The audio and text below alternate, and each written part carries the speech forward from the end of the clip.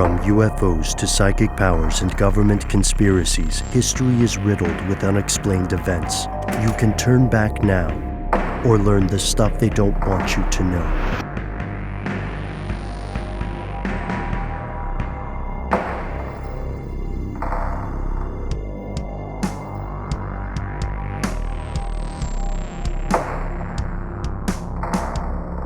I bring this story to the table today knowing some things, but not many things. And I will be leaning on you you gents specifically who are on this call, just to help me get through some of this. Just putting that out there as a disclaimer. Before we jump in, I am using a timeline, a chronology of events in the history of Myanmar and Burma. It is on BBC.com. The title, if you're looking for it, is Myanmar Profile-Timeline. It's just got everything going back all the way to 1057 CE. BBC is great for those, by the way. They have one for pretty much every country. Exactly. If you ever just want to get a basic idea of important things that have happened, check it out. Turns out Brits are very organized and good at chronology. Well, they're a little biased. But also, if you're looking for a little bit of vicarious travel and you want to learn more, I think we've recommended this on the air before. Check out WikiTravel articles. Take them with a wheelbarrow of salt, but do check them out. They're a lot of fun. Absolutely. And for the purposes of this story, there's a second timeline for more recent events that is very helpful to look at if you wanted to follow along or think about what's occurring here. Just get some more info for yourself. It's on Al Jazeera. It's called Myanmar Timeline of a Fragile Democracy. I believe it starts in 1947. Yeah, so that'll be helpful. Just keep those things in mind. All right. I'm actually going to a very different news source, something very much U.S.-based, CBS News, for the article that kind of brought me into the conversation and down the rabbit hole. It is titled, European Leaders Condemn Coup as Myanmar's Military Seizes Power, Detains Aung San Suu Kyi. Now, this kind of just popped up in my news feed and started learning about it. Let's talk about what's happening. Ben, I would just say, again, at the top here, this feels like an episode, like very much worth our time. So we may not hit everything right now, but we'll give you the lay of the land. Something very interesting happened in Myanmar, again, formerly Burma, as Ben mentioned there. I got rid of my map. But you can check out Myanmar, the country. It is in Asia. It is to the east of India, to the west of Thailand. You can think about it being over there. It's got a very interesting history over the years. The most important thing for you to know in this context is that for a number of years, up until 2011, I believe, Ben, correct me if I'm wrong here, it was controlled by essentially a military junta. The military was largely in control of what happened in the country and functioned as a government. Then some things changed in 2011 where the military kind of took a step back and some elections were held. And then the trajectory of the country felt like it was moving towards democracy, if not fully taking up democracy as its new way forward. And then after a large series of events in 2015, in November of that year, this party called the Opposition National League for Democracy, which is led by Aung San Suu Kyi, which is the person that was detained very recently. So what a lot of the hubbub is about.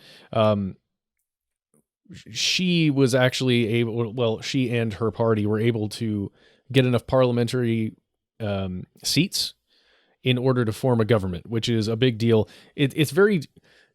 Ben, we can talk about this maybe just for a moment. Democracies in a lot of countries function very differently than here in the United States with our two-party system, where essentially whoever wins the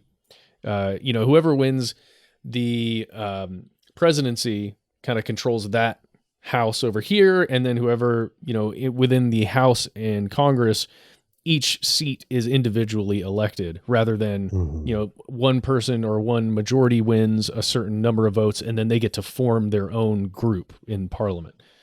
Right. Yeah, we're looking in many democracies outside of the United States, what we're looking at is the formation of coalitions. Mhm. So say you have a party, say you have like a Green Party, and then you have um I don't know, mad lib the words however you want, the Conservative Socialist Party or the Democratic Libertarian Party or whatever, and they can't all quite get a majority rule, so they Voltron up together and do their best to create a coherent platform based on the goals that each of those groups prioritizes. So it can get messy and make for strange bedfellows at times, but it does tend to be better for the average citizen in those countries because they are more likely to have at least some of their values represented in government versus, look how ridiculously difficult it is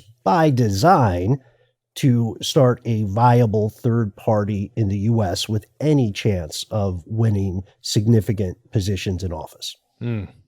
Such a good point, Ben. So we're talking about this occurring in 2015.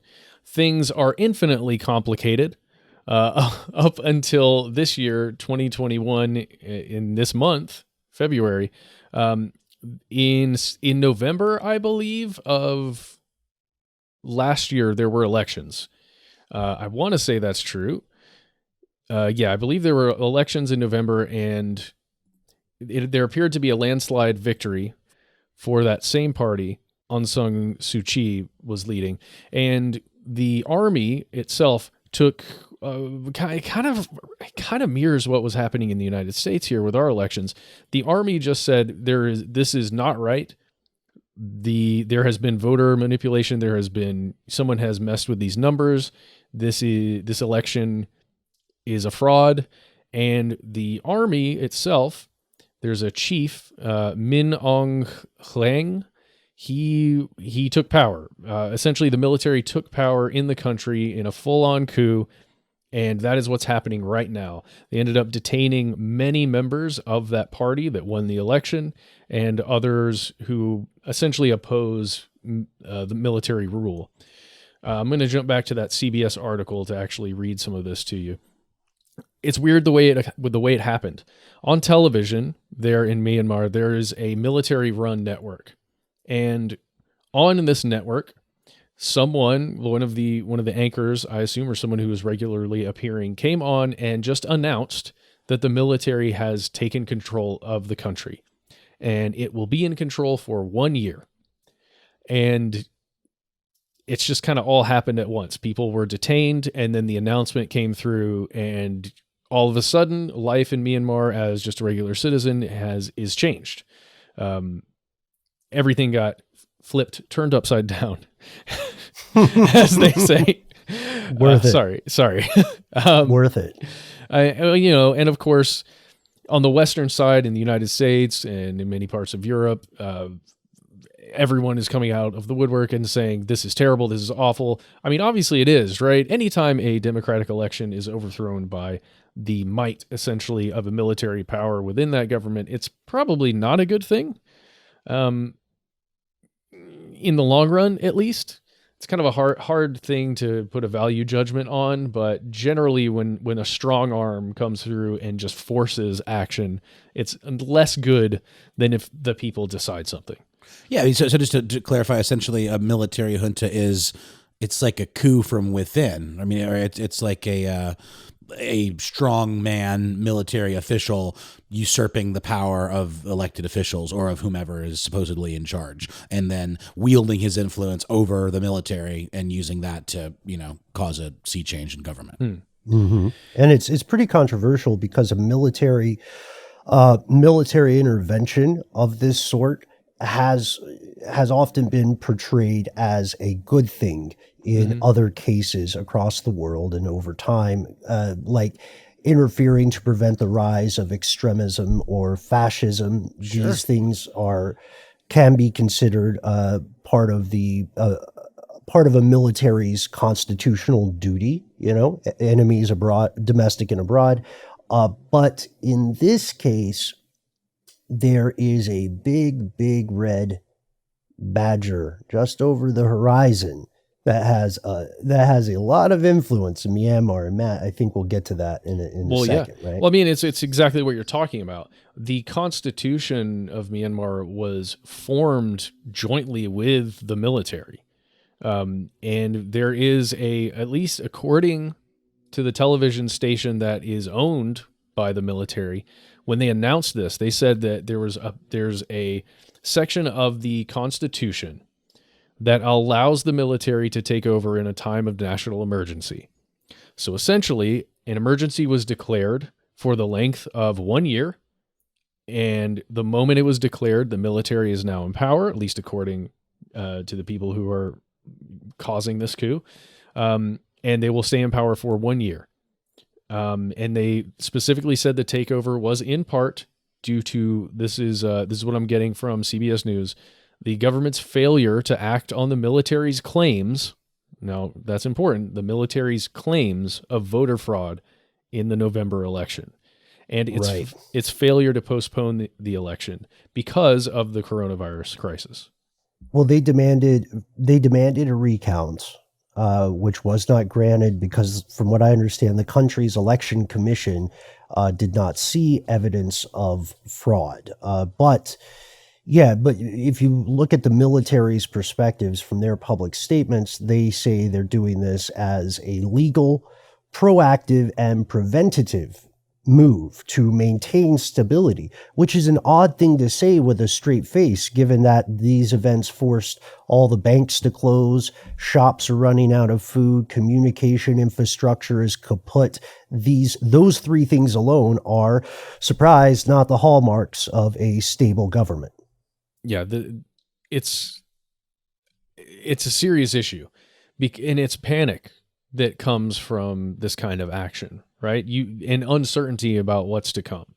So, everyday people like you listening and me and everybody on this Zoom call, if something like this starts going down, one of the first things you try and do is prepare yourself and your family with whatever essentials you need, with maybe cash, if you can get as much cash out as you can, just in case you have to make moves.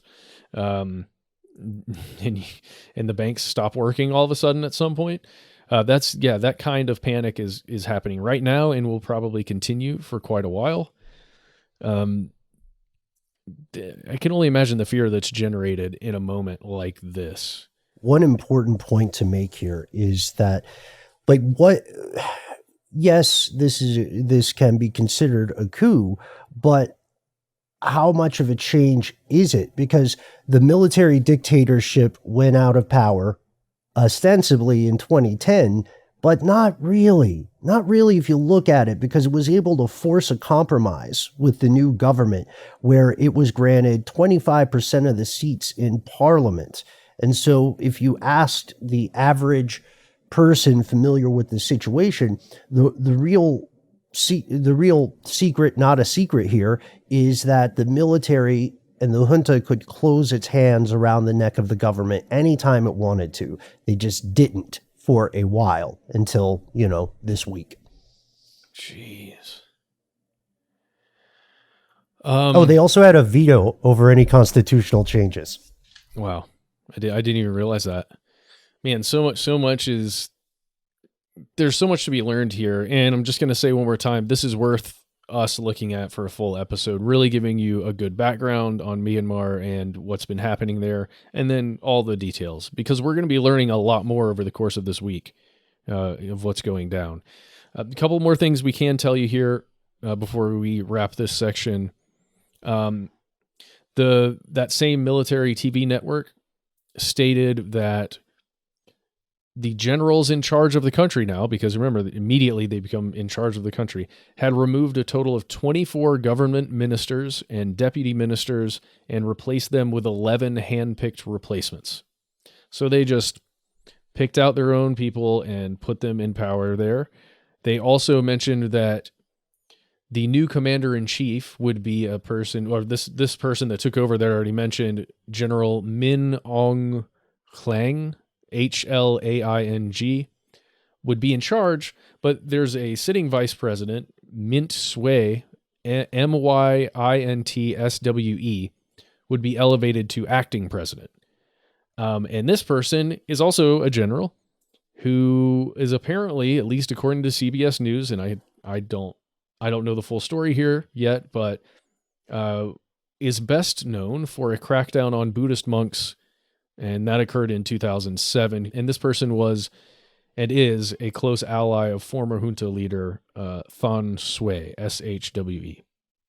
Oh, can I put in 2 points? Please. First, Suu Kyi has also come under fire for persecution of the Rohingya Muslims. Yes. You may have heard that headline in the news in past years.